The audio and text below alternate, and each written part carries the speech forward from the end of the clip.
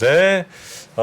운동 같은 거 요즘 혹시 하십니까? 요즘요 마음은 앞서고 있는데 역시. 이제 해야 되죠. 근데 저도 사실 이게 계기가 필요하잖아요. 네. 근데 제가 뭐 넷플릭스나 아니면 디즈니 플러스나 이런 OTT에 많이 빠져 있다 보니까 네. 사실 그런 부분이 더 게으르게 만드는 부분도 있어요. 근데 최근에 넷플릭스를 보니까 네. 10분짜리 운동하는 컨텐츠가 있어요? 컨텐츠가 따로 있더라고요. 그거 보고 따라서 운동하라는 거예요? 그렇죠. 오. 그래서 저런 발상도 상당히 괜찮다라는 느낌도 들었는데 아직까지 제가 버튼을 네네. 눌러보지는 않았어요. 일부러? 하지만 조만간 한번 네. 눌러서 이제 눈으로만 보지 않고 이제 네. 몸으로도 좀 따라해보는 좀 그런 기회를 가져보려고 합니다. 네, 실제로 아마 그 넷플릭스나 뭐 디즈니 플러스 이런 거 많이 보다 보면 정말 볼 게 너무 많으니까 네. 그 갈등, 나가서 운동할까 이거 너 하나만 더 볼까 하는 대체로 이제 승리는 넷플릭스가 이기거든요. 맞습니다. 네, 그래서 여러분도 이제 그러나 그게 점점 쌓이고 쌓이다 보면 여러분 몸에 또 안 좋을 수 있으니까요. 네네. 또 운동도 항상 챙겨서 좀 하시고 네. 특히 이제 운동하실 때 요즘 근육 같은 거 바디 프로필 이런 거 많이 찍으시잖아요. 그럴 때 꼭 필요한 게 또 닭고기 아니겠습니까? 맞습니다. 네, 닭고기는 마니커에서 드시면 되겠습니다. 네. 닭가슴살이지만 거의 뭐 닭다리살보다 더 맛있는 닭가슴살을 판매하고 있으니까요. 닭가슴살도 맛있게 드시고 건강한 운동, 건강한 몸짱 되셔서 올여름에 훌떡 벗고 바닷가로 쏘시기 바라겠습니다. 네.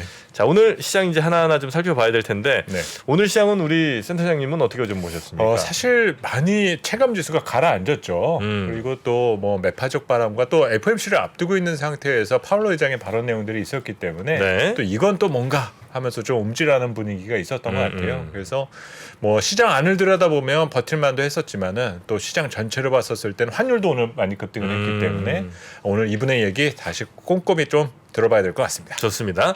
자, 그러면 저희에게 오늘 하루의 증시 시장 상황을 잘 정리해서 전해주시는 분이죠. IBK 투자증권의 박근형 부장님 모시겠습니다. 어서 오십시오. 네, 안녕하세요. 안녕하세요. 네, 반갑습니다. 반갑습니다.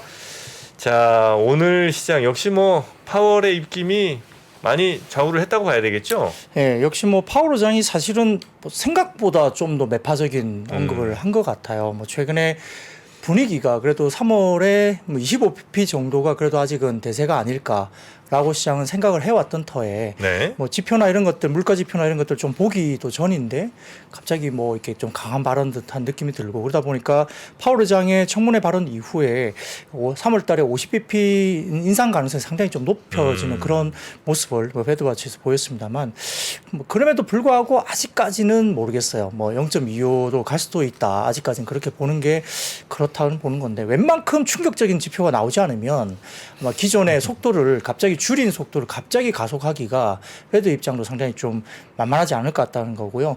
지난번에 그 이야기됐던 뭐 이렇게 그 관련된 의사록을 보면 퓨라는 단어가 나왔잖아요. 그러다 네. 보니까 실제 50bp라든지 상당히 좀 세게 말하는 사람이 한 3명 정도라고 이제 추정을 할 수 있는 거거든요. 그러면 뭐 예를 들어 블러드 총재라든지 그다음에 뭐 이렇게 한 2-3명 정도라고 생각하니까 뭐 가시캐리 그 정도 뭐 조금 이야기될 수 있고 그다음에 뭐 이렇게 1명 정도 더 이렇게 이야기되지 않습니까? 그러니까 그런데 나머지들은 이제 뭐 한 25bp 정도 아직까지는 뭐 이렇게 포지션을 갖고 있다 보면 그러니까 시장에서 보는 뭐 웬만큼 이렇게 정말 충격적인 어떤 데이터가 나오지 않으면 네. 좀 갑자기 25bp로 좀 줄였던 속도를 50bp로 올리기에는 또 부담스러울 수 있다. 뭐 이렇게 봅니다. 근데 이제 다만 블랙아웃 기간이 들어가기 때문에 그 닉 키미라우스 기자의 트위터를 좀 유심히 잘 보면서 실질적으로 이제 그 기자가 어떤 말을 하는지 그 뭐 거의 뭐 페드의 대변인 격이니까 네. 분위기를 좀 이제 티미라우스 기자의 트위터를 좀 우리가 살펴보는 것도 하나의 힌트가 될 수도 있겠습니다. 네.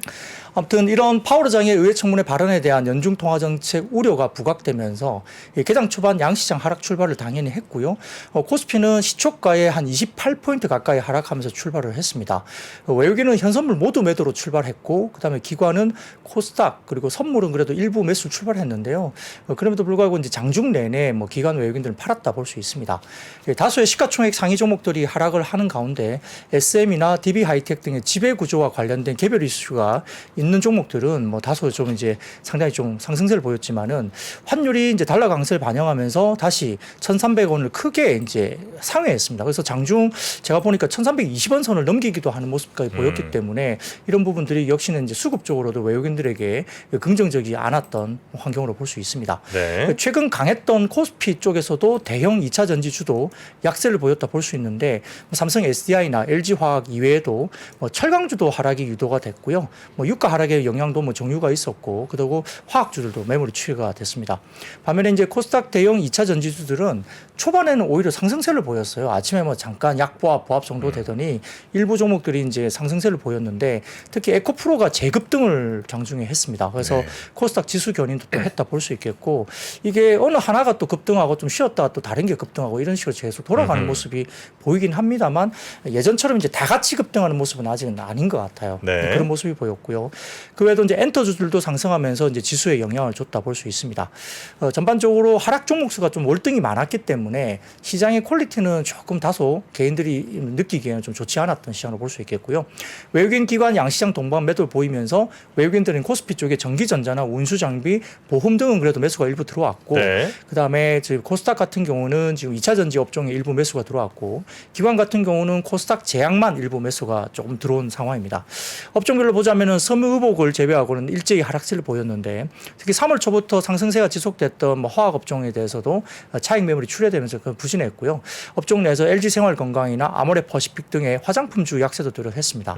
또 이제 카카오나 네이버 등의 하락세를 기록하면서 서비스업 약세도 이어졌고 SM 지분 경쟁 이슈 속에서 이제 하이브가 장중 7% 가까운 하락세 보였고요. SM 같은 경우는 오히려 주가가 오늘 많이 올랐죠. 결국 이제 18만 원 정도의 공개 매수 가격을 검토할 네. 수 있다라는 약간의 뉴스 플로우가 나오면서 네. 이게 확실하게 이렇게 하이브 쪽에서 그렇게 하겠다라고 이야기한 건 글쎄요 확인은 안 됐습니다만 기사가 이제 그런 뉘앙스로 일단 나왔습니다. 그러다 보니까 양쪽 근데 어디도 물론 이따 다시 한번 저 여쭤보겠습니다만 어디도 음. 놓치면 이건 좀 타격이 크죠. 아무래도 예를 들어 카카오가 졌다 혹은 네. 하이브가 놓쳤다 이렇게 되면 그 각사가 좀 두드려 맞는 게 좀 크지 않습니까? 이 실패하면 그렇진 않나요?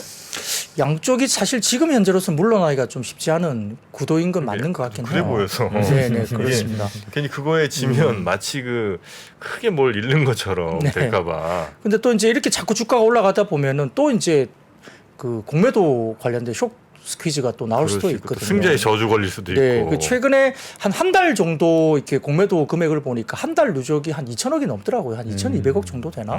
공매도 금액이 그 정도 되니까 네네. 그것도 평균 단가가 한 12만 원대, 12만 원 조금 안 되는 가격 네. 그 정도 언저리거든요. 그러니까 16만, 17만 원 올라가 버리면 그때 공매도 평균 단가가 그 정도 되는 구간에서는 이게 또 견디기가 쉽지 않은 어떤 그런 기관이 될 수도 있습니다. 그러니까 그런 부분들이 또 이제 쇼스퀴즈가 이제 예를 들어서 2차 전지 소재주들이 약간의 그런 쇼스퀴즈 관련된 영향도 일부 있었다라고 저희가 추정을 할 수 있는 상황이기 때문에 아마 그 부분도 SM이 또 변수가 수급적으로도 될 수 있다 보이긴 합니다. 그리고 이제 보험이나 통신업 등의 고배당 업종들도 수익률을 최하권에 오늘 위치를 했고요. 네. 시총 상해단에서는 이제 2월 말부터 급등세가 전개됐던 SDI도 일부 이제 매물 출회가 되면서 장중 5% 가까운 하락세가 일단 보였습니다.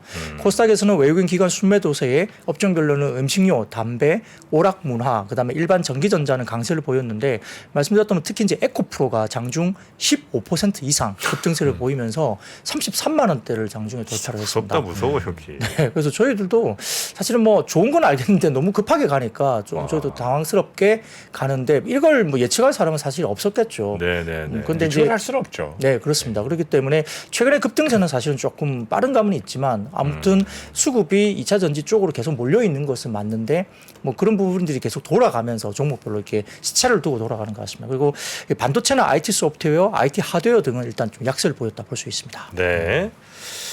자, 그러면 이제 하나하나 섹터별로 좀 가볼 텐데 어디부터 좀 분석해 주시겠습니까? 네, 오랜만에 의류주가 괜찮았어요. 의류? 예. 신선하네요. 예, 그러니까 오늘 그러니까 요즘에 사실 저도 이제 매일 이렇게 저녁 마감 시황을 하는데 네네. 거의 대부분 2차 전지가 쏠려 있어가지고 그렇죠. 매일 2차 전지 이야기를 하던 분위기가 났었어요. 그러다 맞아요. 보니까 저도 매일 같은 이야기를 또 되풀이하는 듯한 느낌이 들어서 근데 또 그날 너무 또 강했던 섹터라서 말을 안 할 수도 없고 그러다 보니까 이제 언급이 됐는데 그래도 오늘 반갑게 영혼무역 같이 이렇게 또 실적이 나오면서 나오면서 이런 부분들에 관련된 의류주가 일단 좀 OEM주라든지 그다음에 F&F도 오늘 또 주가가 올랐어요. 사실 이렇게 시장을 리뷰하는 데는 그날에 조금 그러니까 상승률이 높았었던 것도 당연히 중요하지만 새로운 이유가 등장하면 사실 그때 그 상황을 공부를 해놔야 되거든요. 그래서 사실 앞으로도 이제 뭐 투자하는데 뭔가 보탬이 되고 어떤 투자의 내공을 더 키우려면은 이렇게 의류주가 그렇게 급등을 하지는 않았다 하더라도 뭐 특별한 이유가 있었나라고 하게 되면 조금 메모해둘 필요가 있어요. 네네네. 그런 점에서 오늘 정말 신선하네요. 네, 맞습니다. 그래서 최근에 의류주 이야기는 제가 드린 적이 거의 기억이 꽤 단기적으로는 기억이 잘 안 날 정도로 네네. 좀 저희가 이제 언급을 못 드렸던 종목인데 영원무역이라든지 최근에 또 F&F는 지난번에 한 번 말씀드린 적이 있었던 것 네. 같아요. 그 MLB 이야기도 드리고 네네. 디스커버리도 좀 이렇게 올라온다 이야기 드렸던 적이 살짝 사실 기억나시죠? 뭐 지난해 같은 경우는 네, 또 뭐 골프웨어라든지 테니스웨어 이런 스포츠웨어에 대한 수요들 때문에 네. 관심 많이 받았었거든요, 사실. 맞아요. 예, 맞습니다. 그래서 전체적으로 실적도 좀 괜찮았고요. 그런 부분에서 최근에 이제 미국의 소매 지표 개선도 되고 있고 재고 소진 소식도 의류주에 오늘 있었습니다. 특히 이제 좀 약간 뭐 미국 쪽을 이야기한다면 월마트 같은 경우가 최근에 실적 발표 때 보면은 재고 증가율이 0%까지 내려왔어요. 미국에서요. 예, 그러니까 네. 월마트의 재고가 빠르게 이제 빠지고 정상화 수준까지 내려왔기 때문에 이게 약간 사실 월마트나 이런 업체들이 되게 앞단에 있는 회사들이기 때문에 이쪽의 재고가 정상화되고 완전히 빠져버리니까 재고 증가율이 30-40%까지 막 나오던 회사인데 이게 재고 증가율이 이번에 커머스콜 통해서 이야기됐을 때가 재고 증가율이 0%까지 나왔고요. 미국 내에서 증가율은 마이너스로 아마 나왔을 거예요 이번에. 그러다 보니까 이제 이런 앞단에 이런 부분들에 대한 소매 재고가 일단 재고 지표가 완전히 개선되고 있는 게 보이니까 의류주에 대한 뭐 관심이 좀 나올 수 있는 구간이기도 합니다. 의류주는 어떻게 돼야 되는지 도저히 모르겠다는 분들이 지금 몇 분 계신데 네. 뭐 사람들 백화점에서 옷 사는 걸 일일이 체크할 수도 없고 어떻게 이 의류주는 접근해야 되는지 모르겠다. 네. 의류주는 진짜 어떻게 접근을 해야 되죠? 사실 뭐 의류주는 기초 소비재 쪽에 가까우니까 네. 또 기본적으로 그런 경기? 부분이, 그렇죠. 경기가 가장 중요한 부분. 뭐 경기에 그렇게 크게 흐름을 타지는 않는데 아 그래요? 이제 요즘에 의류주에 대한 시각이 조금 달라지는 것은 좀 하이엔드급들 이제 좀 고급 의류들이 잘 팔린다라는 거죠. 요즘에? 예, 그러다 보니까 그래요? 이제 기업들 입장으로는 마진이 더 향상되다 보니까 같이 팔아도 이익이 조금 더 늘어나는 이런 양상이 나타나고 최근에 영향을 많이 줬었던 게 그래서 이제 뭐 골프웨어라든지 테니스웨어라든지 아니면 뭐 스테디셀러 중에는 역시 등산복이 있지 않습니까? 그래서 대외 활동이 늘어나면서 자연스럽게 늘어나는 부분이기 때문에 네. 의류주에 대한 관심이나 특히 또 이런 미주역 내에서 얘기가 이런 재고율 낮은 재고율이 등장한다라는 거는 상당히 흥미로운 이슈네요. 그렇죠. 환경적으로는 굉장히 긍정적인 환경이 되는 겁니다. 특히 재고율에 대한 이슈가 미국에서 워낙 높았던 거기 그렇죠. 때문에 이게 정상화된다? 그러면은 이제 다시 재고를 쌓아야 되는 수요가 생기기 때문에 맞아요. 그런 부분들이고 원재료 관련된 뭐 면화라든지 이런 부분이 어떻게 흘러가는지를 제가 설명을 좀 드리겠습니다. 신한투자증권에서도 이제 리포트가 최근에 오늘 나온 건 아니고 최근에 나왔는데요. 지금 작년 3월 기점으로 미국의 의류 소매 판매 관련된 부분들은 굉장히 성장률이 급격히 둔화되면서 재고 비율이 굉장히 급반등을 했었습니다. 근데 이제 지금 작년 한 해 OEM 기업들의 주가가 하방 압력이 그래서 높았는데요. 다만 이제 최근에 아시다시피 미국 소비가 예상외로 좀 견조하게 성장세가 나오면서 OEM 기업들에 대한 관심도 높아지는 국면이고요. 작년 미국의 의류 월별 소매 판매가 줄곧 낮은 한 자리 성장을 했지만은 올해 이제 1월 달 기준 미국의 의복 액세서리 소매 판매가 6.3% 전년비 증가를 했고요. 이 중에 카테고리로 보면은 이게 남자, men's and boys clothing, 그러니까 이제 남자와 그다음에 아이들, 남자 아이들 이 부분에 대한 부분들이 이 사진을 지금 띄워주신 게 그겁니다. 파란색으로 보이는 부분이 이제 men's and boys clothing 스토어거든요. 그러니까 남성복과 아이들, 남자 이게 그쪽이 상당히 좋아지는 모습이 보이고 있죠. 확실히 고개를 듭니다. 물론 이제 네. 회색 선도 보면 여성용 위민스 뭐 클로징 슈 스토어도 올라오잖아요. 그러니까 네. 전체적으로 우리가 뭐 항상 생각할 때 여성복보다 남성복이 조금 후행을 하거든요. 왜냐하면 우리가 상식적으로 생각해도 가정에서 이제 뭐 엄마가 먼저 사지 아빠가 먼저 잘 안 사거든요. 대부분. 예. 그래요? 예. 그런가요? 약간 후행을 합니다. 특히 이제 뭐 정장이나 이런 것들은 당연히 이제 네. 살 거 다 사고 이제 정말 좀 남을 때 남성 정장 사잖아요. 많이 좀 섭섭하셨군요. 저는 그렇지는 않습니다. 네네. 네. 예, 근데 아무튼 그런 경향이 좀 많다고 합니다. 네. 그래서 이제 어쨌든 남성복이 좀 팔리기 시작하면 그래도 수요가 일단 경기가 그래도 좀 나쁘지 않은 신호로 좀 보기도 하는데요. 아무튼 그런 부분들이 이제 보이면서 아까 말씀드렸던 1월 기준으로 본다면 미국 쪽에서의 어떤 소매 판매가 아무튼 남성복이나 아이들 관련된 옷들이 팔렸고요. 그 소매 판매가 24%로 전년비 증가를 했다고 합니다. 꽤 잘 팔린 거죠. 그 다음 사진 보여주시면은 이제 패밀리 클로징 스토어 보이는데요. 이쪽도 보면은 패밀리 의류 매장에 대한 매출 성장률이 또 이제 똑같이 끌어올라온 부분이 보입니다. 그러니까 이 부분도 상당히 좀 고무적이라 볼 수 있고요. 그다음 사진 보여주시면은 미국의 스포츠웨어나 신발 매장 매출 성장률을 보이는데 이것도 보시면은 슈 스토어가 이제 노란색으로 보이는 이 선이 이제 슈 스토어인데 스포츠 신발도 약간 뭐 주춤합니다만 그냥 일반적인 슈 스토어 그러니까 일반적인 뭐 신발 이런 네. 쪽에서도 올라오는 것이 보인다는 거죠. 근데 21년 고 한때는 진짜 엄청 올랐었네요. 네, 그때는 엄청 많이 잘 팔렸었죠. 이때가 그 이제 격리 해제되면서 격리 그때예요? 해제되면서 진짜 그렇죠. 돈 쓸 게 이럴 거밖에 없었죠 당시에는. 그래서 이렇게 막 수직으로 올라갔군요. 네, 네. 뭐 그렇습니다. 그래서 항상 뭐 저희 집에도 보면은 맨날 옷을 사는데도 물어보면 입을 게 없다요. 그래서 이제 항상 소비를 그렇게 옷이나 이런 것들을 소비를 하거든요. 그래서 저는 입을 게 있는데 왜 너는 입을 게 없어? 맨날 물어봅니다만 네. 제가 그 아이러니합니다 지금도. 네. 뭐 그렇긴 하지만 어쨌든 이제 소비에 관련된 패턴을 보면 뭐 한국이나 미국이나 뭐 비슷할 것 같은데 뭐 그런 부분에 대해서 이제 미국 의료 재고 비율이 이제 작년 8, 9월에 피크를 치고 하향 국면에 있는 게 보이는데 다음 사진을 좀 띄워주시죠. 그래서 신한투자증권에서 재고 비율 추이를 이제 만든 이 표가 있는데요. 이 보시면은 이 재고 계절 조정과 관련된 재고는 조금 이제 아직도 조금 높은 편에 있긴 합니다. 아주 완전히 뭐 재고가 완전히 바닥권에 있다고 볼 수는 없습니다. 회색에 대한 부분들이 재고 관련된 부분인데 조금 있습니다만 이 재고 비율을 보면 전반적으로 재고 비율을 본다면 확실히 이제 위에서 꺾여서 내려오는 게 보이거든요. 이게 언제냐면은 작년에 8, 9월 피크를 찍고 연말쯤부터 이제 꺾여 내려오는 거죠. 그렇게 보입니다. 그래서 재고가 상당히 21년 동일 기간 대비로는 재고가 좀 높은 상태지만 22년 2분기, 3분기에 비하면 작년 4분기부터 재고가 이제 꺾여서 내려오는 게 보인다는 거죠. 뭐 그렇습니다. 그래서 그런 부분들이 이제 일단은 뭐 환경적인 부분에서는 OEM이나 이런 쪽에 관련된 뭐 재고를 좀 쌓기 위한 수요라든지 아니면 또 경기에 관련해서 최근에 매출 증가율이 올라온다는 부분들 때문에 의류 부분이 조금 이제 관심을 받을 수 있는 환경이라 볼 수 있습니다.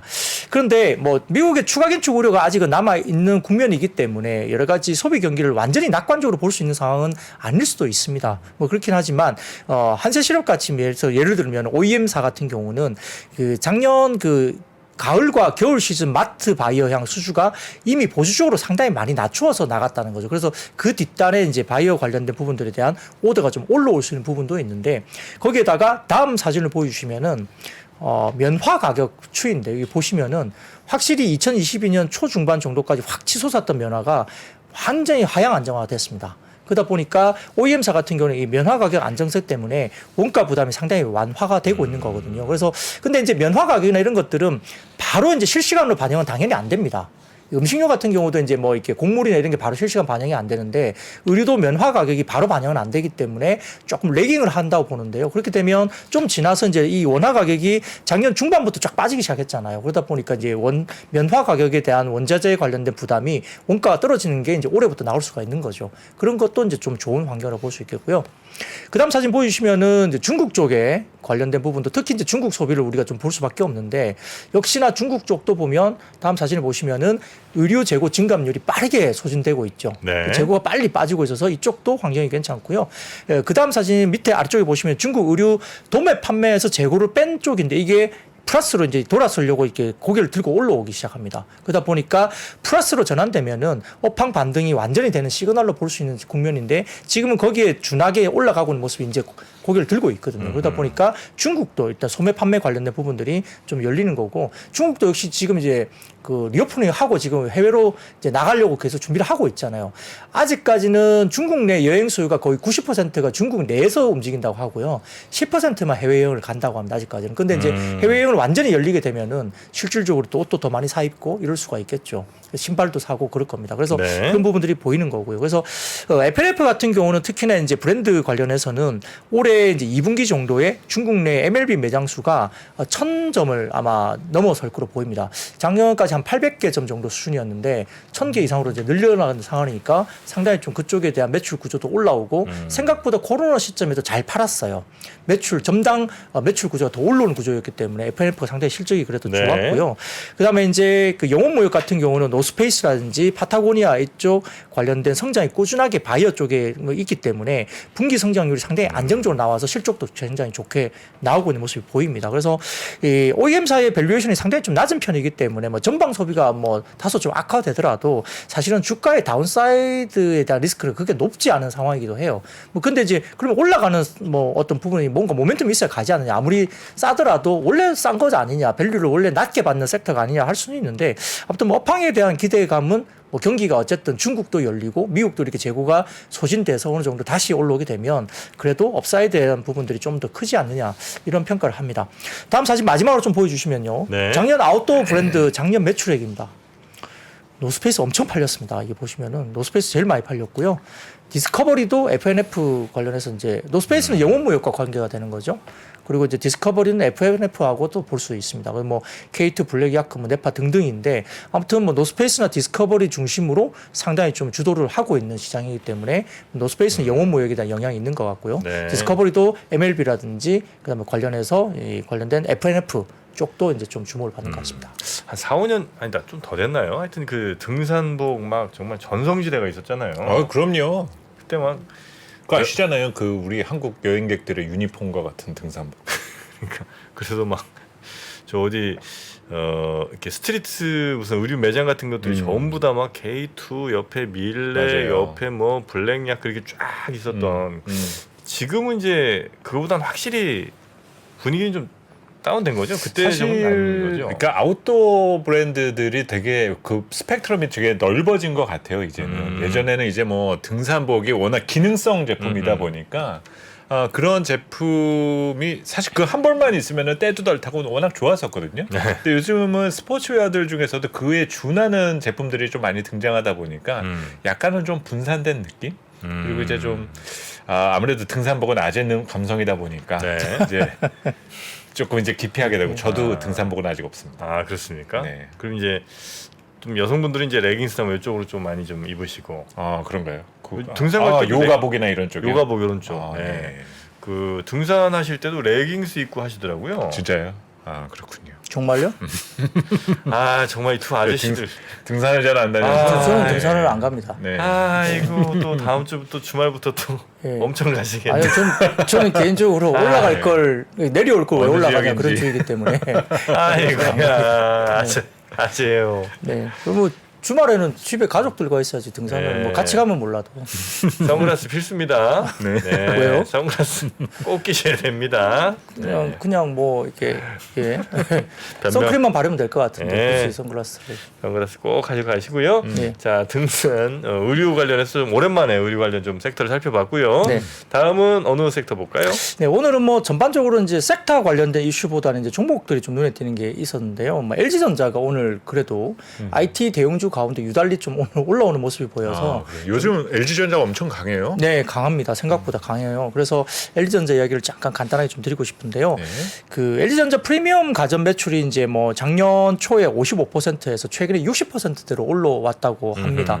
신가전 비중도 20%를 초과하면서 가전 내에서도 그래도 좀 선방을 하고 있는 모습이 LG전자에서 나오고 있고요. 표를 좀 사진을 가져와 봤는데 관련해서 글로벌 OLED TV 출하량 전망도 상당히 높게 계속적으로 증가하는 추세가 보여서 TV 부분에 대한 부분도 다소 조금은 이제 저희가 2020년부터 이제 뭐라 그럴까요? 가전에 대한 수요가 굉장히 폭발했던 시기가 있었죠. 코로나 때 밖으로 못 가니까 뭐 가전도 많이 사고 냉장고 TV 바꾸고 또 뭐 이렇게 인테리어도 바꾸고 해서 그때 굉장히 매출이 좋았었는데 최근에 많이 이제 그 이후에 줄어들었다고 보는 상황이지만 또 OLED TV 시장에 대한 출하량은 그래도 견조하게 나오는 것 같습니다. 삼성도 또 OLED TV를 어느 정도 이제 새롭게 한다고 이야기가 나오면서 좀 주목을 받고 있는데 거기에다가 물류비라든지 원재료비 등의 월가 절감도 이제 수익선의 개선에 도움이 되는 걸로 분석이 되는 것 같습니다. 그 다음 사진을 좀 보여주시면은 BNK투자증권의 자료인데요. LG전자의 가전사업부 매출액을 보면은 아무튼 성장률이 굉장히 좀 마이너스권으로 최근에 2022년 중반 이후부터 꺾였어요. 왜냐하면 21년도 같은 경우는 이제 코로나 때 많이 바꿨던 시절이기 때문에 굉장히 좋았던 지표가 높게 형성돼 보이시죠. 근데 22년 넘어가면서 이제 그 수요가 이제 어느 정도 마무리가 되다 보니까 살 사람들은 산 거죠. 그러니까 이제 그때부터는 꺾이기 시작하면서 상당히 좀 안 좋은 국면으로 들어섰는데 작년 4분기 이후부터 이제 올해 1분기로 이제 이렇게 턴이 되는 모습이 보이는 구간으로 접어든다고 이제 좀 보이는 것 같습니다. 더군다나 이제 최근에 이제 그 상하이 컨테이너 운임 지수도 지난해 초에 5,000포인트 돌파하면서 물류비 부담이 엄청나게 증가했었던 구간이 있었습니다. 근데 이제 최근에 이제 이 지수가 고점 대비 80% 정도 급락을 한 상태이기 때문에 물류비 부담도 당연히 축소가 되겠죠. 그리고 아까 말씀드렸던 LG전자의 TV 재고가 8주 내외 수준에서 최근에 6주 수준으로 정상화됐다고 이제 이야기가 되고 있는 상황이라서 재고 수준의 정상화 때문에 판촉비 부담도 당연히 완화되니까 전반적인 그 영업이익률도 회복이 되는 걸로 보입니다. 그리고 북미 쪽에 아까 말씀드렸던 프리미엄 어떤 수요라든지 환율 상승 이런 부분들도 LG전자에 긍정적인 영향을 미치고 있고요. 네. 더군다나 가장 중요한 게 이제 전장 사업 부분이죠. 자동차 관련된 전장 사업 부분인데 이게 이제 인포테인먼트 위주로 제품 믹스가 이제 개선되고 있고 또 프리미엄급으로 굉장히 되고 있다고 알려지면서 차량용 램프 부분도 정상 수익성을 회복을 하고 있다 이게 보입니다. 특히 이제 신규 멕시코 공장이 IRA 환경에서 고객 다변화 거점 역할을 할 수 있다고 이제 분석이 되면서 거기다가 로봇이라든지 전기차 충전 인프라 사업도 수요가 매출이 이제 2배 이상 성장할 것으로 보이는데 다음 사진을 좀 띄워주시면은 LG전자의 전장 사업부 관련된 신규 수주인데요. 왼쪽 보시면은 그 해마다의 신규 수주 금액입니다. 그래서 22년도 28조 원, 올해는 30조 원 정도까지 신규로 수주가 될 걸로 보이는 상황이고 오른쪽에 파란색으로 보이는 막대 그래프는 전체 수주 잔고거든요. 그래서 올해 같은 경우는 100조 원에 달할 것으로 보입니다. 수주 잔고가. 그러니까 전장 사업부의 수주 잔고가 상당히 높고 그다음에 예전에는 이제 수주를 갖다가 이게 뭐 돈이 되는 수주냐에 대한 이슈가 있었지만 실질적으로 좀 돈이 되는 수주로 이제 평가를 받는 수준인데 그게 평가되는 부분들을 다음 사진을 좀 띄워주시면 키움증권에서 이제 그 관련된 부분들에 대해서 전장 사업부 관련된 실적 추이 전망인데 이 중요한 것은 이제 실적 추이 매출이 중요한 게 아니고요.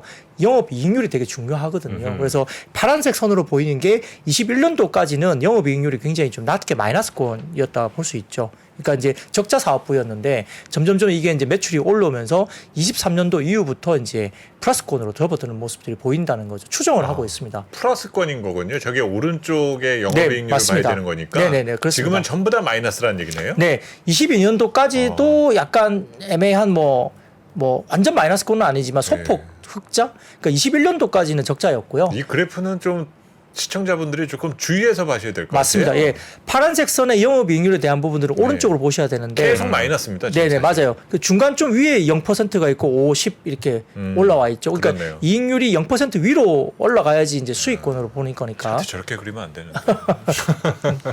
여튼 뭐 그렇습니다. 그래서 네. 이제 이게 이제 키움증권의 김지산 연구원께서 이제 김지산. 그러셨기 때문에 뭐 개인적으로 뭐 센터님께서 만나서 한번 건의를 해주시면 될 것 같습니다. 예. 아무튼 그렇습니다. 그래서 이제 그런 부분들이 이제 영향을 미치면서 LG전자가 의외로 요즘에 조금 주목을 받았고요. 또 오늘은 좀 쉬긴 했습니다만 사실 삼성전기도 최근에 제가 약간 말씀 한번 드린 적이 있는데 MLCC 관련 쪽도 네. 재고가 좀 어느 정도 이제 정상화 국면을 접어들면서 차량용 MLCC 관련된 부분들이 또 두각을 나타내고 있고 관련해서 중소형주 가운데서는 뭐 아모텍이라든지 사막 콘덴서 이런 종목들도 다소 좀 들썩이고 있고 더군다나 이제 그 IT 부분 중에서도 뭐 자화전자나 MC넥스 이런 종목들이 이제 뭐 최근에 주가 수준이 굉장히 괜찮습니다. 그렇습니까? 예, 굉장히 좋습니다. IT 부품주 가운데서도 자화전자 MC넥스 한번 보시면 자화전자? 차트가 엄청 좋아요. 거의 최근에 빠지지 않고 쭉 올라왔습니다. 계속 올라왔습니다. 그래서 모습이 IT 가운데서도 좀 네. 이렇게 약간 틈새에서 가지고 계신 모양입니다. 자화전자. 네네. 네, 고맙습니다. 그렇습니다. 그래서 그런 부분도 좀 보시면 좋을 것 같습니다. 네. 드디어 이제 플러스권으로 들어왔습니다. 수익이요? 자화전자. 자화전자가. 네. 축하드리겠습니다. 한참 얘도 또 속속했었거든요. 그렇군요. 네. 자, 그러면 이렇게 LG전자 관련해서 좀 살펴봤고요. 그리고 뭐 두산밥켓이 뭐 이슈가 있어요? 네, 오늘도 두산마켓이 좀 이슈가 있었는데요. 사실 이제 그 언론에 따르면 이제 NH투자증권, 한국투자증권, 키움증권, 신영증권이 그 PRS라 해서 이게 수익 스와프 형식이라는 파생 상품인데 이게 뭐냐면은 이 두산 그 관련해서 모회사인 두산 에너빌리티가 과거에 자회사인 두산 바켓 지분을 증권사에 매각하면서 동시에 매각 후에 주가 등락으로 발생하는 손익을 두산 에너빌리티가 부담하는 파생 상품, 이게 PRS라고 불리거든요. 네. 이런 계약을 그때 체결했다고 합니다. 그래서 오늘 관련된 블락들이 나왔고요. 이 블락들은 해당 그때 당시에 체결했던 PRS 계약 관련된 물량이 매물로 나온 겁니다. 그래서 아까 말씀드렸듯이 NH투자증권, 한국투자증권, 키움, 신영증권이 PRS 형식으로 보유 중이었던 두산 바켓 487만 주를 블락딜 방식으로 매각하기로 결정해서 관련된 가격이 전일종가 39,300원 기준에 6.11%에서 8.03% 정도까지 할인된 가격에 이제 결정이 된 거죠. 블락딜을 하는 걸로. 그래서 이제 전반적으로 봤을 때는 전일종가 기준으로서는 약 1,900억 정도 규모입니다. 이제 과거 누가 누구한테 넘기는 거예요? 이제 증권사들이 갖고 있는 물량을 이제 넘긴 거죠. 시장에다가. 두산 시장에 바켓, 예. 두산 에너빌리티한테 아니죠. 예전에 두산 에너빌리티가 네. 두산 바켓 지분을 증권사에게 주식을 넘긴 거예요. 에너빌리티가 네네네. 아, 넘겼는데 바켓 그때 주식을 당시에 넘겼는데. 넘기면서 네. PRS라는 계약을 체결했는데 네. 이 PRS라는 계약은 두산 에너빌리티가 두산 바켓 지분을 증권사에 매각하면서 매각 이후에 주가 등락으로 발생하는 손익을 넘기는 두산 에너빌리티가 다 부담하는 파생 상품 계약입니다. 네. 주식을 넘기면서 아. 손익이 발생하면 두산 에너빌리티가 이제 부담을 한다. 이런 조건이 걸린 상품 그래요? 계약을 한 거죠. 야, 그럼 이거 굉장히 한쪽에 너무 좋은 조건 아닙니까? 뭐 그렇게 생각할 수도 있습니다. 예. 여튼 뭐 그때는 급해서 그랬는지. 네네, 뭔가 예. 이제 이유가 넘길 수 있겠죠. 있는 상황이 네. 그렇게 뭐 된 거겠죠, 환경이. 근데 이제 그러면 그걸 갖고 있던 그 증권사가 NH투자증권, 한국투자증권, 키움증권, 신영증권이 보유 중이었겠죠. 인수를 받았기 때문에. 근데 그 물량을 오늘 이제 다른 쪽으로 이제 어떤 다른 기관이나 뭐 외국인들이나 누군가 가져갔겠죠. 네. 시장에 푼 게 아니고요. 그래서 이제 네네. 그런 식으로 이제 블락들을 넘긴 겁니다. 그래서 이제 디스카운트에서 넘겼기 때문에 뭐 어떻게 보면 이게 또 그 가져간 쪽에서 또 바로 팔아버릴 수도 있지 않을까? 그렇죠. 디스카운트를 오뱅이 했으니까. 네. 그런 생각도 할 수도 있어서 다소 좀 주가가 빠질 수도 있는 뭐 이벤트가 아닌가라고도 생각을 하실 수도 있겠습니다만 이제 이 비슷한 그 딜이 22년 11월 30일에도 두산 바켓의 대주주였던 두산 에너빌리티가 똑같은 PRS 방식으로 4개 증권사에 보유 중이었던 두산 바켓 지분 987만 주 중에서 500만 주를 또 주당 37,000원 블락딜 방식으로 매각한 이력이 있습니다. 이미 했다라는 이미 했었던 거죠. 네. 그게 22년 11월 30일에 있었던 네네네. 겁니다. 사진을 좀 띄워주시죠. 사진 띄워주시면 이게 그 관련된 부분들이 이제 설명이 되어 있는 부분인데요. 삼성증권에서 나온 자료인데 오른쪽 그 표를 보시면은 두산 바켓 PRS 관련된 1차 블락된 내용이 나와 있습니다. 22년 11월 30일 날 이렇게 나와 있거든요. 그래서 이제 500만 주를 그때 당시에 37,000원 언저리에 이제 매각을 한 걸로 이제 나와 있습니다. 근데 그 이후에 이제 이번에 이제 또 이제 물량을 똑같이 이제 그렇게 블락들로 넘긴 거죠. 그래서 이렇게 되다 보니까 이게 기본적으로 그 당시 매각 이후에, 그러니까 작년 11월 30일에 매각 이후에 잔여 오버행 물량이 존재했기 때문에 이 오버행이 남아 있어서 주가와 관련된 상승에 대한 제한 요인으로 되게 디스카운트 요인으로 되게 작용했다라고 시장에서는 생각했는데 네. 이번에 해당 오버행 이슈는 이제 종결, 그러니까 이제 오버행을 완전히 이제 끝낸 이벤트다라고 생각하는 악성 거예요. 매물은 이제 없다. 예, 악생 매물 마지막으로 다 끝냈다라고 생각해서 이걸 바닥으로 보고 이제 주가에 대한 디스카운트에 대한 부분들이 해소될 수 있지 않느냐 이렇게 생각하면서 이제 주가 부분들이 오늘은 상승을 줬고요. 동시에 이제 그 FA 가이드 컨센서스로 보면은 올해 같은 경우에는 매출 기준이 8조 5,470억 기준 컨센서스가, 그리고 영업이익이 9,022억 정도로 컨센이 돼 있는데 밸류에이션 PER 부분으로 보면은 7배가 안 돼요. 6배 중반 정도 수준입니다. 오. 그리고 이제 피어 그룹이 보면은 PER이 뭐 15배, 20배 정도 되고 있기 때문에 현재 그 두산 바켓이 좀 너무 싼 거 아니냐, 디스카운트 받고 있다라고 생각해서 밸류에이션 매력도가 좀 높아서 오늘은 그렇기 때문에 오버행 이슈가 나왔음에도 불구하고 이제 악재 해소다 이렇게 판단하면서 주가가 네. 이제 올라간 것 같고요. 실질적으로 이제 북미 인프라 시장 성장이나 기존 건설 장비 외에 뭐 유럽이나 뭐 북미향 컴팩트, 그러니까 농업 적용용 소형 장비도 굉장히 좀 마켓 커버리지 확대가 된다는 부분에서도 최근에 좀 두각이 되고 있어서 이제 밸류에이션 부담감이 좀 상대 좀 낮다는 점에서 이제 오늘 올랐고요. 아까 그 사진을 다시 한번 띄워주시면은 그 국내 건설 장비 업체 밸류에이션 추이인데 왼쪽에 나와 있습니다. 이게 보면은 파란색이 두산 바켓, 그 다음에 좀 붉게 보이는 핑크빛이 이제 현대 두산 비비안 인프라 코어, 그다음에 현대건설기계가 이제 약간 옅은 하늘색인데요. 이거 보시면 PR인가요? 예, 밸류에이션 추이입니다. 아, 예. 그러다 포워드 보니까 PR이네요. 그렇죠. 네. 그러니까 1년 12개월 포워드 PR인데 이렇게 네. 보면은 실질적으로 지금 가장 진하게 보이는 두산 바켓의 PR이 낮게 형성돼 있습니다. 제일 낮다. 네. 그 위에가 바로 두산 위에가 인프라코어, 인프라코어고 그 제일 위에가 위에가 현대건설기가 현대건설기계. 있죠.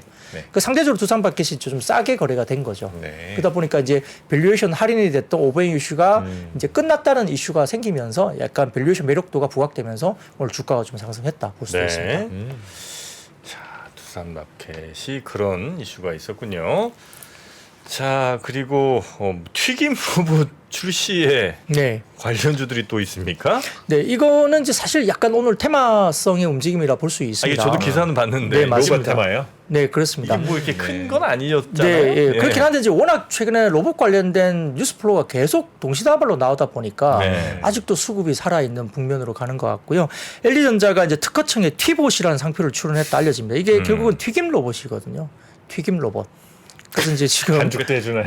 그러니까 치킨 같은 거 이렇게 딱 적당한 시간에 이렇게 넣어서 튀겨주고 건져주고 이런 거 하는 거죠? 네, 그래서 이제 좀 상표 출원을 했으니까 곧 나온다 뭐 보는 거겠죠. 뭐 그러다 네, 보니까 뭐 LG도 이제 결국 튀긴 로봇을 하는 건가 이렇게 뭐 이야기를 하는 것 같고요. 그래서 이 예고한 지정 상품 목록에 이제 이게 비가정용 전기식 튀김 기계, 튀김기 이렇게 이제 되어 있다고 합니다. 그러면 뭐 상업용이라는 얘기인 그렇죠. 거네요? 예, 예. 그러다 보니까 이제 뭐 여러 가지 우리가 예전에 어디였죠? 치킨 그 관련된 브랜드가 교촌이었나 뭐 어디 한 군데가 이렇게 튀김 로봇 쓴다고 있었어요. 그랬잖아요. 예, 네네네. 최근에 그러다 보니까 이제 이게 약간 대중화되고 그런 프랜차이즈에 이제 LG가 또 이제 납품을 할 수도 있으니까 그러면 이제 이걸 만드는 게 LG가 직접 말할지 모르겠지만은 사진을 좀 가져와 봤습니다. 이게 보시면은 LG전자의 로봇 사업 투자 현황이 보이거든요. 사진 보시면은 그래서 지금 지분 투자 관련된 형태로 보면은 웨어러블 로봇, SG 로보틱스라든지 인공지능 스타트업, 뭐 아크릴이라든지 산업용 로봇 제조업체 로보티즈라든지 뭐 그다음 산업용 로봇 제조업체 로보스타도 있죠. 로보스타는 아예 인수를 했죠. 투자 형태를 보면은. 그러다 보니까 이제 뭐 관련된 뭐 안내 관련된 기능 탑재되어 있는 가이드봇이라든지 뭐 배송 로봇, 서빙 로봇 뭐 등등 대량의 물건을 운반하는 데 특화된 로봇 등등 이제 LG가 굉장히 로봇 라인업이라는 투자를 굉장히 적극적으로 하고 있죠. 그러니까 여기에 LG전자의 로봇 사업 투자 현황에서 답이 나오잖아요. 로보티즈하고 로보스타 투자를 한 회사죠. LG 그룹에서 그죠. 네. 그러다 보니까 로보티즈하고 로보스타가 오늘 이제 그냥 답이 나온 그 종목이다 보니까 주가가 이제 올랐고요. 그 외에도 뭐 엠노나 뷰노 등등의 관련된 테마주로 엮여 있던 종목들도 이제 같이 좀 움직임이 일부 있었다 볼 수 있습니다. 네. 튀김 로봇. 뭐 점점 이렇게 늘어나겠죠, 뭐. 뭐죠? 그 김밥도 이미 있는 것 같은데. 김밥도 그런 것 같더라고요. 그죠? 요 밑에도 삼형제육 김밥인가 옆에 보니까 네, 그냥 이렇게 뭐 잘하고 다 썰어서 나오시는 것 같더라고요. 기계로 해서. 그렇죠, 그렇죠. 네. 네, 그래서 점점 음식들도 그렇죠. 네. 우리가 실제 바리스타 로봇은 실제 매장들이 커피도 많죠. 있죠, 참. 예, 예. 전국에 또 꽤 있어요. 꽤 맞네요. 있고. 뭐 그다음에 이제 뭐 상업지구 같은 데 실제 많고 뭐 대학가에도 이렇게 조금 있는 것 같고 그러더라고요. 네네. 전국에. 우리가 그런 자주 것도 있고요. 먹고 또 맛이 어느 정도 좀 평준화된 것들이 충분히 팔릴 수 있는 이런 것들은 그렇죠. 이렇게 딱 그 레시피가 정해져 그렇죠. 있거나 이런 것들은 이제 뭐 인건비가 올라가는 과정에서 또 이제 점주들은 생각할 수 있는 하나의 대안인데 사실 그러다 보면 약간 이제 뭐 이렇게 노동 시장이 좀 위축될 수도 있고 그런 부분은 저희가 또 아쉬운 부분도 있지만 아무튼 뭐 로봇을 들여오는 입장에서는 또 그게 뭐 한 명 사람이 요즘에 인건비가 너무 비싸서 맞아요. 뭐 이렇게 뭐 하루 한 달 유지가 이게 들어오는 게 더 낫다라고 판단하게 된다면은 또 이제 그걸 가속화해서 도입을 할 수도 있죠. 네네. 실제 우리가 그냥 로봇이라 보기에는 약간 좀 너무 넓게 볼 수도 있겠지만 키오스크 같은 것도 굉장히 많잖아요. 아 그렇죠. 그렇죠. 예, CGV 가면은 요즘에 티켓 이렇게 판매해주는 직원이 없죠. 알바 거의 없습니다. 예. 예. 그 그냥 우리가 뭐 앱에서 그냥 예매를 하거나 아니면 키오스크 가서 직접 뭐 팝콘도 키오스크 가서 해야 되는 거잖아요. 그러니까 그런 뭐 직원들이 많이 없어지니까 네. 이게 대중화되고 있는 모습들이 요즘에 뭐 키오스크도 못하면 팝콘도 못 먹는 시대가 된 거죠. 그러니까 예전에 물론 이제 그 인력을 좀 줄이는 데도 목적이 있지만 그게 갈등을 줄이는 데도 굉장히 큰 도움이 된대요. 갈등이요. 그러니까 이제 소비자랑 그 판매하시는 분이랑 이거 내가 분명히 저 캐러멜 팝콘 달라고 그랬는데 왜 네. 어니언 팝콘 주냐 이제 이런 걸로 이제 싸울 수 있잖아요. 누가 그런가요? 잘못 들었네. 근데 키오스크 하면 이건 뭐 빼박이니까. 그렇군요. 예, 그런 것도 또 그런 점에서는 전통 시장의 그런 낭만이나 여운도 상당히 조금 좋은데 네. 예전에 우린 덤문화라는 것도 또 있잖아요. 예. 이제 얄짤 없다는 얘기네요. 이제는. 또 거의 또 좋은 추억만 있으신 모양인데 저는 아쉽습니다. 이제 그 뭡니까 이게 콩이 국산하고 저 중국산인데 중국산에서 이렇게 퍼다가 국산으로 옮기는 모습을 또 본 사람이기 때문에 그렇군요. 꼭 좋은 모습만 있는 건 아니에요. 근데 이제 예를 들어서 뭐 카페 같은 경우는 예를 들어서 뭐 아주 멋진 바리스타가 있다거나 네네네. 또 이러면 되게 인기가 많거든요. 그러니까 멋진 바리스타? 네, 아주 젊고 막 이렇게 잘생긴? 예, 뭐 그런 바리스타 이렇게 있으면 한때는 스타의 등용문 중에 하나였잖아요. 예. 뭐 정우성 씨나 뭐 이런 뭐 그런 분들은 분들 맞아요. 네. 압구정 어디에서 네, 그렇게 해서 딱 그 카페 눈에 띄어가지고. 가셨으면 바로 우리 센터장님도 근처에 돌아다녀 본 적은 있고요. 제가 스냅 사진까지만 찍어봤는데 너무 아쉽다. 그 이후로는 제가 결론을 못 내서. 네. 사실 우리 센터장님이 뭐 전혀 밀리지 않잖아요. 밀리지 않죠. 아이고, 네. 이렇습니다. 그럼 이제 네. 딱 이정재 정우성처럼 이정재. 영화 딱. 근데 내가 그게 망이 정말 됐어요. 눈에 보여요. 그러니까 진짜 그런 뭐 바리스타 뭐 그게 뭐 남성분이든 여성분이든 매력 있는 바리스타가 있으면 거기에 정말 몰리더라고요. 그렇군요. 커피를 마시러 정말 몰리더 정말요. 네. 예, 그렇습니다. 어차피 비슷비슷하니까 이왕이면 이렇게 가나 봐요. 그런 것 같습니다. 자 그리고 또 유럽 그 CRM의 요거의 폐배터리 관련주가 또 올랐습니까? 네, 뭐 사실은 이제 이것도 일정인데요. 네. 뭐 사실 3월 14일 공개 예정으로 저희가 알고 있습니다. 시장에서 이제 알려진 게 다음 주네요. 예, 3월 14일 정도 공개 예정으로 알려져 있기 때문에 이와 관련된 부분에 대해서 이제 그 CRMA 관련된 부분에 결국 폐배터리 재활용 의무화 조치가 담길 거다라고 이야기가 나오니까 계속 이제 폐배터리 쪽이 주목을 받는 거고요. 관련해서 이제 재활용 관련된 의무화 방침을 세웠고 관련 내용이 이제 여기에 법제로 이제 완전히 이제 나온다 이렇게 보고 있는 것 같습니다. 그래서 이게 이제 사용 후에 배터리에 대한 소유권에 대한 이슈는 아직은 남아 있어요. 그 배터리가 전기차 배터리가 누구 거냐? 이게 자동차 이쪽에 뭐 완성차 쪽일 거냐 아니면 자동차를 구입한 이 사람의 거냐 뭐 여러 가지 뭐 그 배터리에 대한 소유권은 아직은 굉장히 좀 모호한 상황이 아직 있는 것 같아요. 그 지원금을 주면 지자체 거라 뭐 이런 얘기도 있기도 하더라고요. 네, 그래서 아직까지는 사용 후 배터리에 대한 불분명한 소유권에 대한 이슈가 있는데 관련된 모습들을 이제 모호성, 이러한 모호성을 EU가 이번에 이제 정책 가이드를 좀 선도적으로 정책 가이드라인을 좀 주지 않겠냐는 기대감이 있는 겁니다. 그러다 보니까 이제 폐배터리 재활용 산업이 결국은 핵심 광물 조달의 중요한 축으로 성장할 수 있고 뭐 아시다시피 이제 시장은 뭐 2030년도에 엄청나게 성장한다. 그건 계속 나오는 이야기니까 네. 따로 말씀드릴 필요는 없을 것 같고요. 결국은 이제 새롭게 어떤 뭐 핵심 광물을 채굴을 해야 되는데 이 채굴 관련해서 여러 가지 뭐 조건도 IRA 부분도 핵심 광물 채굴과 관련 부분 너무 제한이 많고 하다 보니까 결국은 폐배터리 활용만이 이제 그걸 이제 극복할 수 있는 방법이 될 수밖에 없죠. 그러다 보니까 결국 생존을 위한 문제가 될 수 있는 상황입니다. 여기에 따라서 결국은 이제 폐배터리가 오늘도 약간 이슈화되면서 이제 전기차 섹터 중에 2차 전지 섹터 중에 폐배터리 주가 일단 올라왔다 볼 수 있습니다. 네. 근데 또 재밌는 걸 하나 가지고 네네. 왔어요. 간단하게. 네. 이 사진 보여주시면은 첫 번째 사진을 띄워주시면 미래에셋증권 자료인데요. 네. 2차 전지 업종 유무에 따른 코스닥 지수 추이입니다. 이 보시면 이 네. 오렌지색이 코스닥 전체 최근에 상승률이거든요. 근데 2차 전지를 빼고 나면 회색 선입니다. 참, 네. 완전 횡보 약간 빠졌는 네, 거예요. 빠졌죠. 예. 아. 그 2차 전지가 이만큼 이제 전체적으로 이제 많이 올랐다. 코스닥 시장에서. 그러면 사실 코스닥 지수가 약간 오른 거니까 2차 전지는 사실 이 차이보다 훨씬 많이 올랐다는 얘기죠, 그죠? 그럼요. 네. 전체 지수를 끌어올리는 네네. 거니까. 그렇습니다. 네. 그리고 다음 사진 좀 띄워주시면 대신증권 자료인데요. 네. 보시면은 왼쪽에 보시면 2차 전지 주가 추이인데 왼쪽은 코스피 대비 2차 전지거든요. 그 회색 선이 코스피 최근의 흐름이고요. 월별 흐름입니다. 근데 파란색으로 하늘색으로 보이는 선이 2차 전지주의 흐름인데 이게 보면 작년 연말부터 해갖고 급등각이죠. 코스피 기준으로서 그렇습니다. 전고 좀 거의 왔네요, 그죠? 네. 그리고 오른쪽 보시면은 세부 업종별 2차 전지 주가 추이인데 보시면 재밌어요.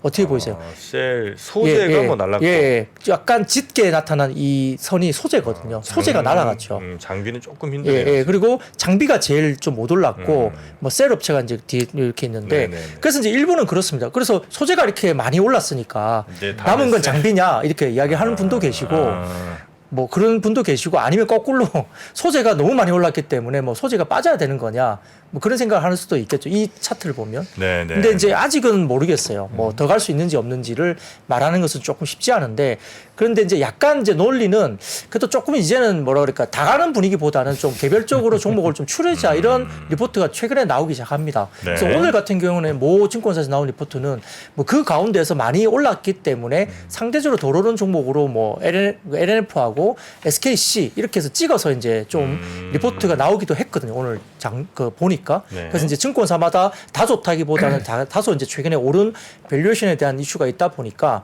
이제 뭐 그게 비싸다는 건 아니지만 좀 덜 오르는 걸로 좀 압축해서 보자는 리포트도 일부 또 나오기도 했습니다. 네. 자, 그리고 역시 뭐 정부 정책에도 주가가 좀 움직이기도 하는데 저출산 관련해서 뭐 대책이 좀 있었던 모양이군요. 네, 이게 윤석열 대통령이 의지를 갖고 지금 이야기를 한 거기 때문에 굉장히 어려운 정책 이슈이긴 합니다만 뉴스 플로우가 계속 나올 수밖에 없습니다. 그 단독 주제도 하고 있고, 그러니까 왜냐하면 조만간 직접 위원회, 그러니까 저출산 고령 사회 위원회를 직접적으로 이제 주제를 바로 하면서 또한 저출산 및 고령화 대책을 논의할 걸로 보인다 이야기 나오고 있고요.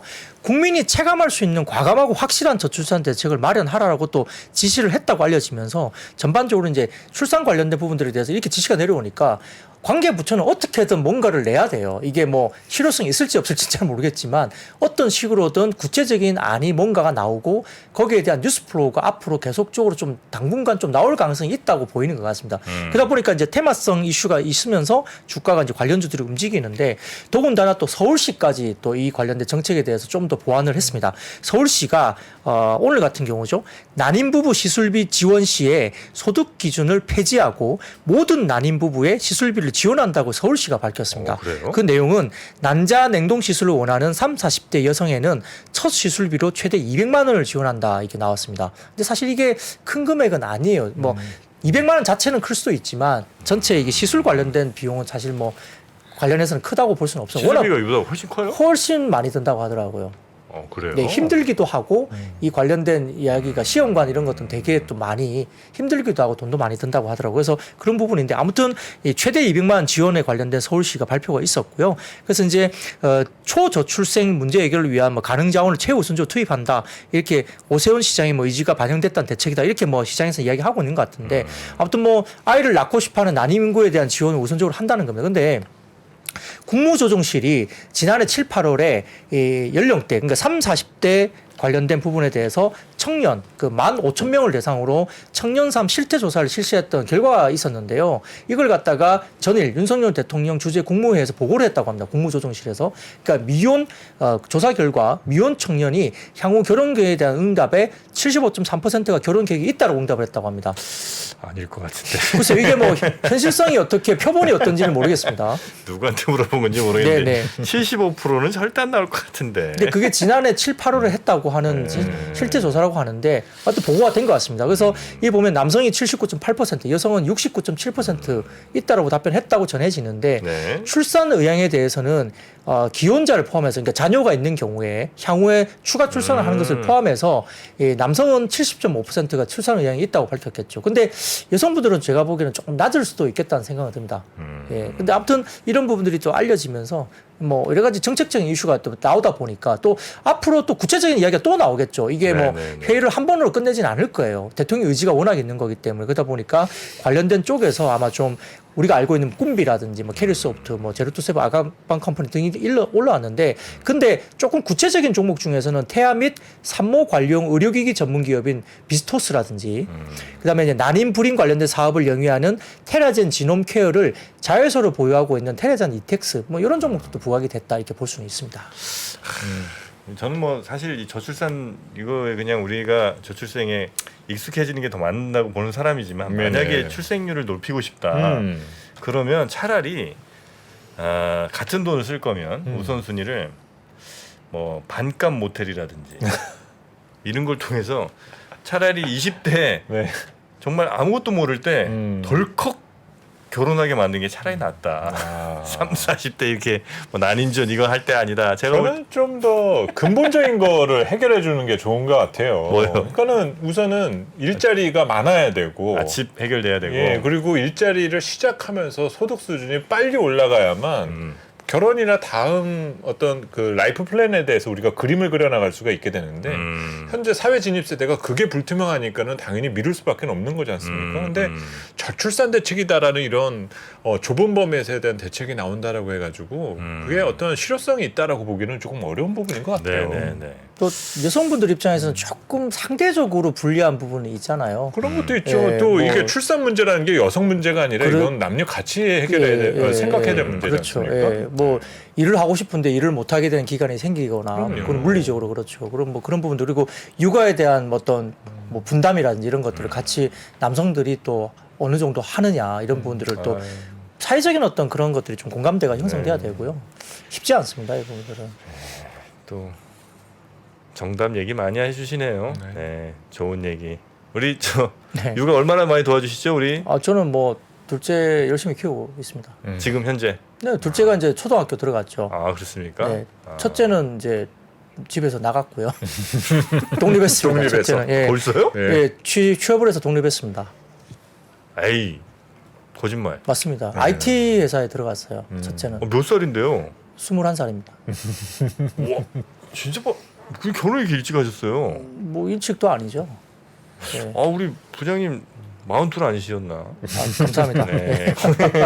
조만간 소고기 한번 사겠습니다. 네. 자 그리고 다음 섹터도 가볼까요? 네, 그 폴란드 민간 전력회사 두 곳이 한수원과 협상과 관련된 특수 목적 기구인 SPV 설립을 했다는 소식에 관련된 종목들이 좀 올랐는데 특히 이제 한전 KPS나 이런 종목들이 오늘 괜찮았어요. 그래서 언론에 따르면 폴란드 민간 전력회사 두 곳이 폴란드의 원자력 발전소 건설과 관련해서 그 한수원과 협상할 특수 목적 기구를 설립했다 이렇게 들립니다. 그래서 아마 제3호 원자력 발전소를 짓기로 했다. 그리고 한수원이 제3호 폴란드 원자력 발전소를 건설할 것으로 전망된다. 알려지니까 그랬고요. 이 부분뿐만 아니라 그 NH투자증권에서 이제 한전 KPS 관련된 리포트가 오늘 나왔습니다. 또 타이밍에 맞추어서 그래서 원전 수출 관련된 모멘텀이 부각되고 있다고 하면서 이제 목표 주가를 상향 조정까지 했는데요. 올해 3월 신한울 3, 4호기 본계약을 시작으로 올해 하반기에 폴란드 원전 본계약 그리고 국내와 체코, 영국, 그다음에 아랍에미레이트, 사우디아라비아 등의 신규 원전 건설 논의가 이루어질 것이기 때문에 상당히 좀 가능성이 높아진다고 네. 보는 거죠. 그래서 관련된 부분에 대해서 이야기 나오는데 사진을 좀 띄워주시면은 NH투자증권에서의 그 25년까지 논의될 가능성이 높은 대형 원전 프로젝트에 대한 시계열을 이렇게 내놨습니다. 이게 보면은 23년도 상반기가 뭐 한국의 신한울 3, 4호기 이렇게 나오죠. 미국의 폴란드, 그 다음에 하반기에는 점점 넘어가면서 미국의 루마니아 2기 이렇게 해서 확정된 것들이 있습니다. 23년도에. 근데 24년도부터 보면은 뭐 한국 국내, 뭐 체코, 뭐 사우디 쭉쭉쭉 나오면서 25년 이후까지 쭉쭉 이렇게 계속적으로 발주 관련된 부분들이 있을 수 있다는 거죠. 그래서 이런 부분들이 시계열 때문에 이 가능성이 굉장히 높은 원전 대형 프로젝트가 있기 때문에 이 부분 관련된 부분들이 전체적으로 한 100조 원 이상이라고 합니다. 그러다 보니까 이제 원전이 많이 이게 형성되면 관련된 쪽에 이제 분위기가 상당히 좋아질 수 있는데 다만 이제 그 NH투자증권의 코멘트가 뭐냐면 한전 KPS의 매출이 단기적으로 급격한 증감을 보일 가능성은 상당히 그건 좀 낮다. 뭐 이런 이슈가 있다고 단지 그럴 수는 없지만 결국은 이제 근본적으로 원전 물량이 많이 늘어나야 된다는 거죠. 상황은. 근데 이제 중장기로 봤을 때 수출 모멘텀에 관련된 부분들을 좀 보자는 거고요. 네. 당장 뭐 한전 KPS가 뭐 다음 아니면 하반기부터 매출이 엄청나게 뛴다. 그건 아니라는 코멘트도 있었습니다. 아 알겠습니다. 자 그 외에도 뭐 국제 유가 급락 영향으로 정유화학, 조선 등도 좀 하락의 모습을 좀 보여준 것 같고요. 특히 이제 골드만삭스가 올해 말에 유가를 $100 정도로 전망했다는 그런 소식까지 준비를 해주셨는데 자세한 내용은 또 우리 박근영 부장님의 정리된 자료들을 저희가 3프로TV 앱에 업로드를 해놨으니까 그거 보시면서 참고하시면 어떨까 싶습니다. 자 우리 박근영 부장님 오늘도 고생 많으셨고요. 네. 아 깜짝 놀랐습니다. 왜요? 아 그렇게 장성한 아드님 있는지 정말 몰랐습니다. 네. 우리 센터장님은 저희는 이제 중학교 들어가서 이제 중학교 까마득하게 아직 남았습니다, 멀었네요. 지금. 네. 네. 아유, 걱정입니다. 둘째가 초등학교 1학년 이제 입학했으니까 저도 멀었습니다. 아유 막내는 또 어떻게 하면 좋습니까? 네. 자 하여튼 행복한 아빠 두 분 참 부럽습니다. 네. 우리 박근영 부장님 조심히 들어가시고요. 네. 내일 뵙겠습니다. 네, 고맙습니다. 네. 감사합니다. 장 시작 전부터 종료까지 쏟아지는 수많은 뉴스와 정보들. 이 중에서 어떤 것이 투자에 정말 도움이 되는 정보일까요? 3프로의 증시 셔터맨 박근영 마스터가 직접 정보를 선별하고 투자의 힌트를 드립니다. 시간도 아끼고 투자 아이디어도 얻는 시간, 박근영 부장의 마켓 힌트와 함께 하세요. 자세한 사항은 3프로 TV 앱과 홈페이지를 확인하세요.